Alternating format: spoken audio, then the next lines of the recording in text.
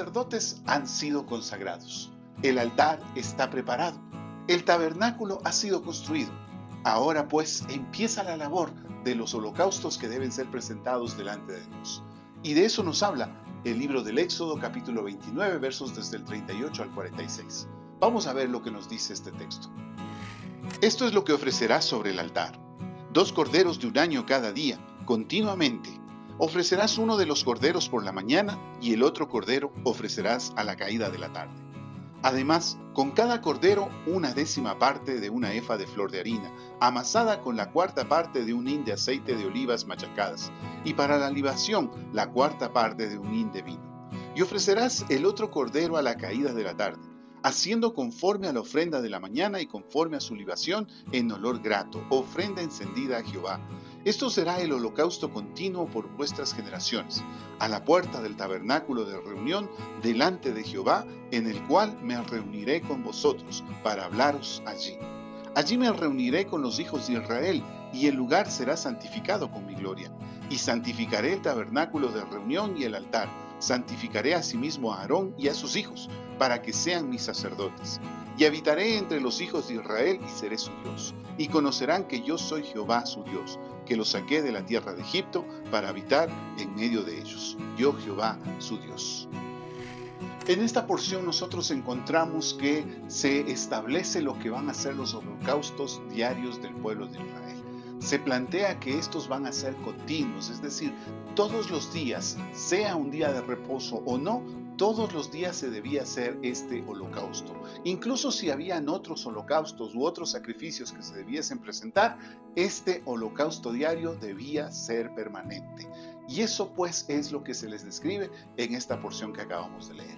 Tan importante va a ser esto que cuando más adelante el pueblo de Israel es llevado al destierro durante aproximadamente 70 años, al regresar, Esdras es comisionado para poder volver a instaurar lo que son los holocaustos. Dice Esdras 3:3: y colocaron el altar sobre su base porque tenían miedo de los pueblos de las tierras, y ofrecieron sobre él holocaustos a Jehová, holocaustos por la mañana y por la tarde.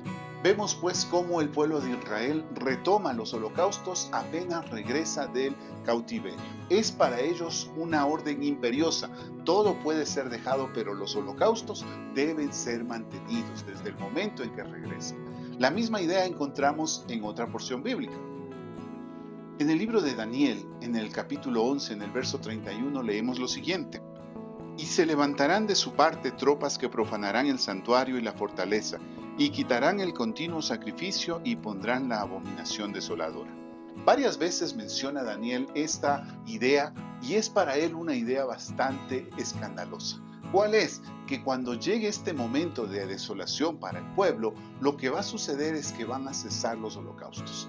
Eso para él era lo peor que le podía pasar al pueblo de Israel. Hay otro texto que no está en la Biblia y que de todas maneras nos habla de esta preocupación. Está en Primera de Macabeos, en el capítulo 1, versos 45 y 47, donde nos dice que cuando llegaron los ejércitos enemigos a Jerusalén, destruyeron el templo y obligaron al pueblo a dejar de ofrecer los holocaustos diarios. Para ellos eso fue una gran vergüenza que les estaba sucediendo.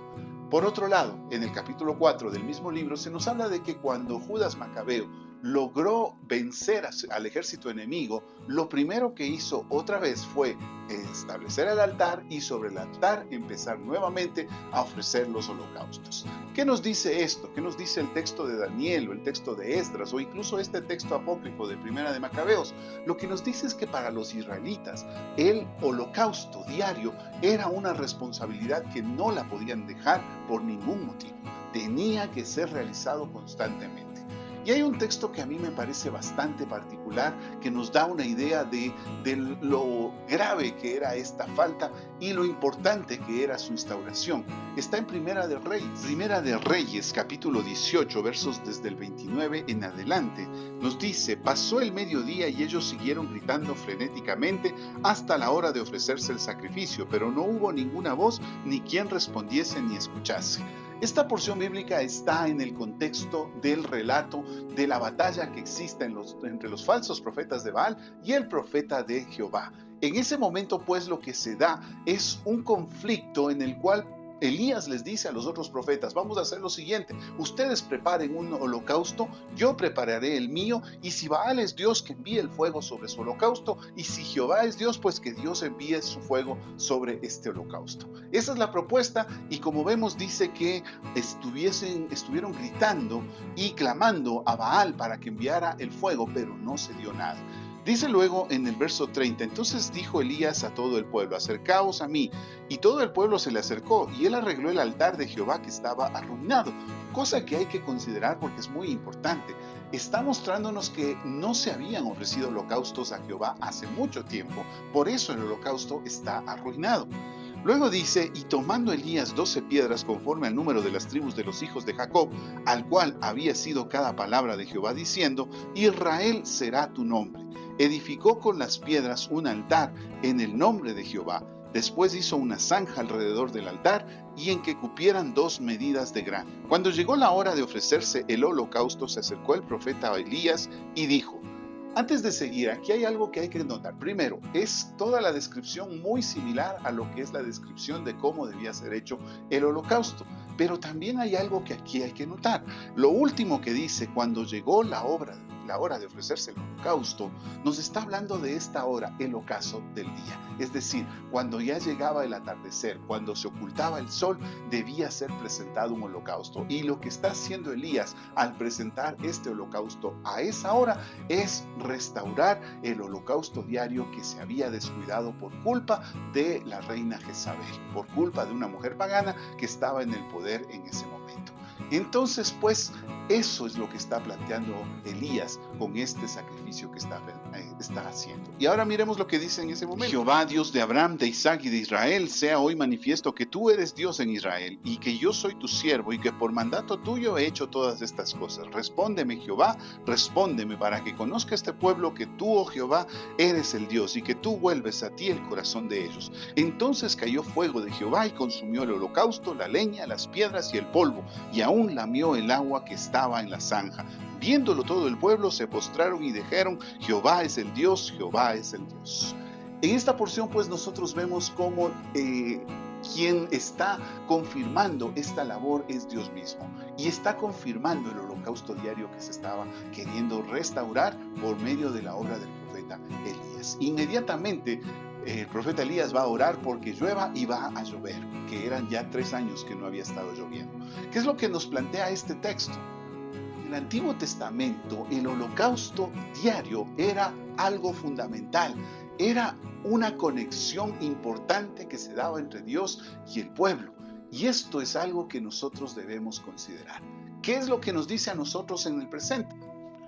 Hoy en día nosotros no tenemos holocaustos, no celebramos holocaustos diarios, no hacemos un holocausto al amanecer a las 6 de la mañana y otro al atardecer, tipo 6 de la tarde.